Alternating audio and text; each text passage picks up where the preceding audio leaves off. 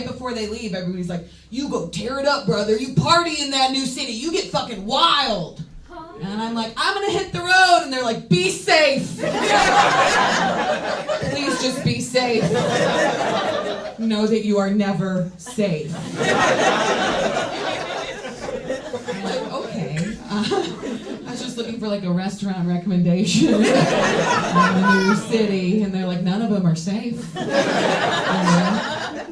I get it. It's like, it's a bit of a nightmare to travel alone as a woman. I carry mace. I have a little no thank you spray. And not on me all the time. Honestly, I'm the most vulnerable I'd ever be right now. So if you want to come get me, come get me. But please don't. I get it that it's scary to travel alone and that you want to be, but I just don't understand what they think I'm going to do differently if they tell me to be safe right before I leave. I'm like, I'm going to hit the road, and they're just like, hey, be safe. And then I'm going to be like, oh yeah. Pants on when I travel. I was just going to Winnie the Pooh it around the town. Just hold my shirt up right, come and get it across my belly. Just with an arrow down with Sharpie. Just going to squeeze some honey on my snatch, wander into a bear cave. Is that not safe? Sir? How do I save? I don't know.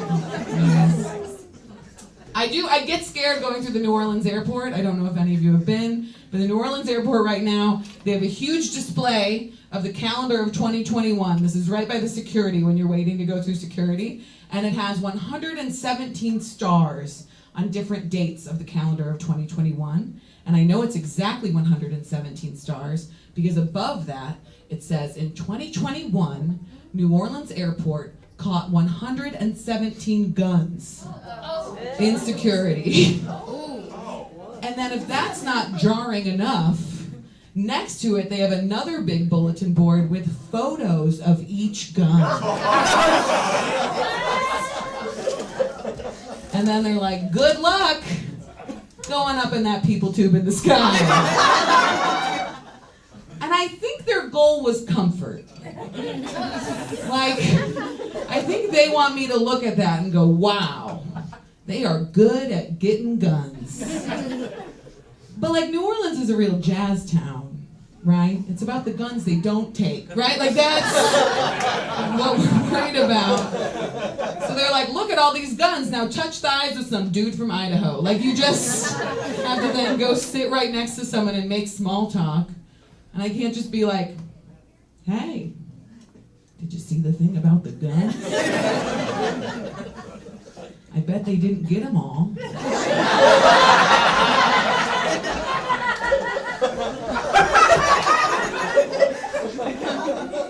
Do you want to talk about that? I can't. Just sit. A lot of people hate wearing masks on planes. I feel like that's like been a big controversy. I love a mask on a plane myself. We'll keep doing it forever because come snack time, I like to feel like a horse with a secret. And I get, like spice it up with a little role play of sitting in a seat. And so I'm like, it's a pretzel, but nobody knows. It's great. I'm also not afraid of crashing on a plane. I know it can happen. Like Mike, I was raised Catholic. I love a guilt-free way to die. Ooh, yum. If the plane goes down, it wasn't my sin that did it. Like I let it happen. I do have one major fear on a plane. And that is I am very afraid that an adult person will ask me, another adult person, if I will give up my window seat for their child. Look. I know I look like I give a shit about kids. I look like I taught your kid art. And I care deeply about their view of the world. I did not, and I do not. Here's what I care about. I care about seeing the tops of clouds. We're not supposed to see those. I'm 5'7". God did not build me to see that. And when you're on a plane and you're looking at the top of seeing the top of a cloud on a plane is like seeing Mother Earth's side boob, right? Like you're like, I know she doesn't want me to see it, but then why is she showing me? Like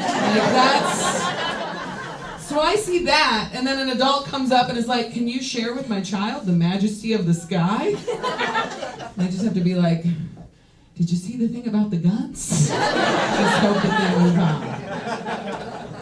I'd like to get to know you all a little bit. Clap if you cohabitated during the pandemic. Clap if you lived with another human being. Clap again if you're out with them tonight. Ooh, bigger cities have much worse return rates. That is a medium to bad return rate on liking someone after a while. Wow. Good for you, everyone, getting free. I did cohabitate during the pandemic, and you got to keep a gratitude journal, right? Because I cohabitated in like a tiny warehouse apartment with a shared bathroom, a real artist vibe. And so when you do that, you have to keep a gratitude journal. You know, we have to like write down reasons you're happy every day so you don't break up.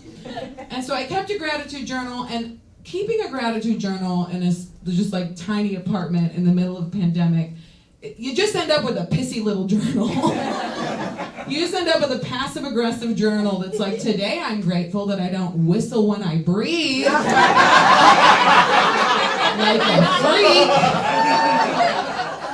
And then eventually, as the pandemic goes on, it just turns into like a long-form serial killer manifesto. I literally had an entry that was like, I'm grateful this will all be over soon. And I'm grateful for my dog's smile. Just same line. It was about the vaccines, but it did not look like that at that point. I do think there's like a really funny thing. Since the Me Too movement, I feel like there's been guys that are like, ooh, we can't even do crimes on them anymore. How do we flirt? And it's my favorite thing. Because especially post-pandemic, I don't think they realize how low our standards are. I once went on a date with a guy, and halfway through the date, he had not asked me a single question about myself. It was like an hour in. It was like an hour into us having drinks, and it felt a lot less like being on a date and more like I was a journalist writing an article about how to be a DJ. I was just like, oh, you use your computer then. And I just had to keep asking questions. And here's the deal. I wanted to like him because I was already there. And so I would love it if I could care about him. And so I gave him a cheat. You give a cheat on a date. I was like, hey, it's your turn to ask me a question. That's my little cheat code. And the first and only question this man asked me is, when is the last time that somebody made you come? Out the gate. And then I went home with him.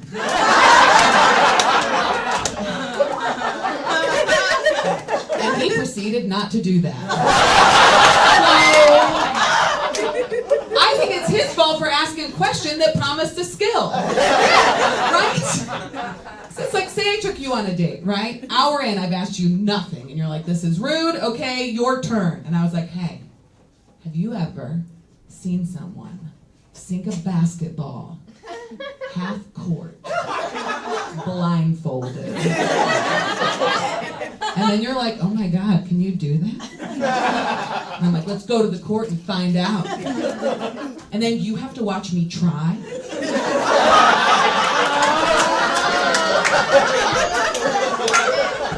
You have to watch me try for like 47 minutes. Just missed basket after missed basket. With the swagger of someone that thinks they've done this before. And then you're looking at your watch and you're like, I gotta wake up early tomorrow. I can't be here all night. So then finally you realize I'm still blindfolded, right? And so you just go, you made the basket! You're amazing! And I'm like,